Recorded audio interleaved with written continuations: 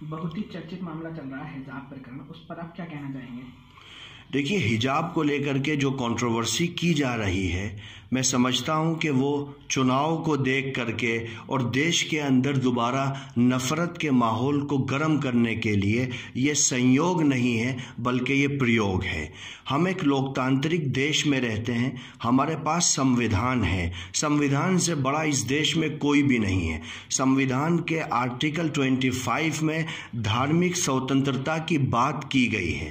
اگر ہم اپنے ریلیجن کو فالو کرتے ہوئے پڑھنا چاہتے ہیں تو کسی کو کیا اس پر آبجیکشن ہو سکتا ہے؟ کرناٹک کے جو منتری ہیں، پربھاری ہیں، ان کا کہنا ہے کہ کالج کا جو ڈریس کوڈ ہے اس کے انوسار ٹھیک ہے، اس پر کیا کہنا چاہیں گے؟ دیکھیے، کوئی بھی منسٹر ہو یا کوئی بھی منتری ہو، وہ سمویدھان سے بڑا نہیں ہے۔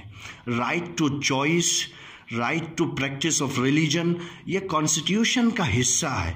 آرٹیکل 25 میں اس کو مینشن کیا گیا ہے کہ دھارمک سوتنترتا ہوگی تو کوئی بھی اگر لا بنائے گا اسٹیٹ یا کوئی بھی منسٹر یا کوئی بھی راجیہ، تو اس کو لا بنانے کا اختیار ہوگا کانسٹیٹیوشن کے ادھین۔ کانسٹیٹیوشن کو بائی پاس کر کے اگر وہ لا بناتا ہے تو وہ ان کانسٹیٹیوشنل ہوگا، جس کو مانیتا نہیں دی جائے گی۔ میں ایک ادھارن دیتا ہوں۔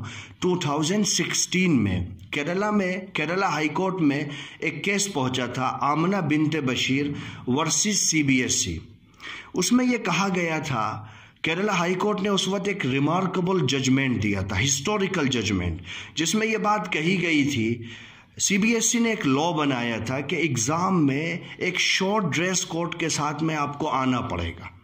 اگر اس کو فالو نہیں کرتے ہو تو آپ پریکشا میں حصہ نہیں لے سکتے ہو۔ لیکن اس کیس میں کیرلا ہائی کورٹ نے جو نرنے دیا تھا، اس کی 3 مکھ باتوں کو میں آپ کے سامنے اس کی چرچا کرنا چاہتا ہوں۔ پہلا، کیرلا ہائی کورٹ نے کہا تھا کہ اگر پٹیشنر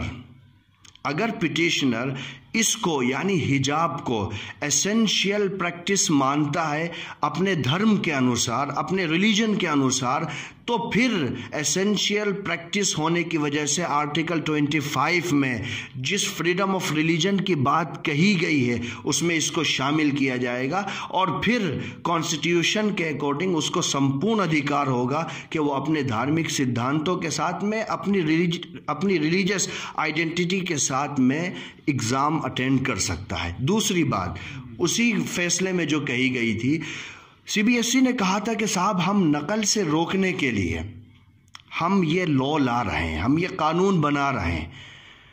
تو اس وقت کیرلا ہائی کورٹ نے کہا تھا کہ آپ نقل کو روکنے کی وجہ سے کسی کے فنڈامنٹل رائٹس کو نہیں لے سکتے ہو، کسی کے فنڈامنٹل رائٹس کو آپ نہیں چھین سکتے ہو۔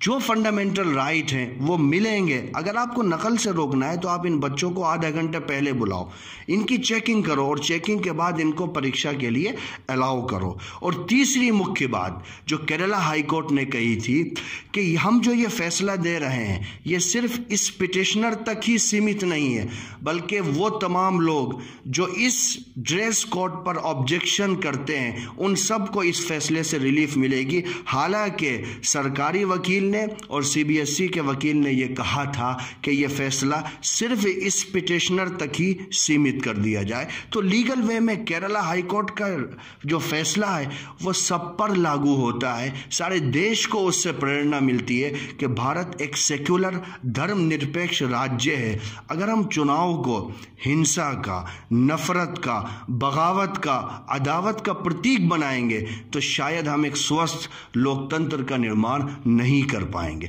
سوال ہندو مسلمان کا نہیں ہے، سوال یواؤں کا ہے، سوال بھارت کا ہے، سوال بھارت کی 80% آبادی کا ہے۔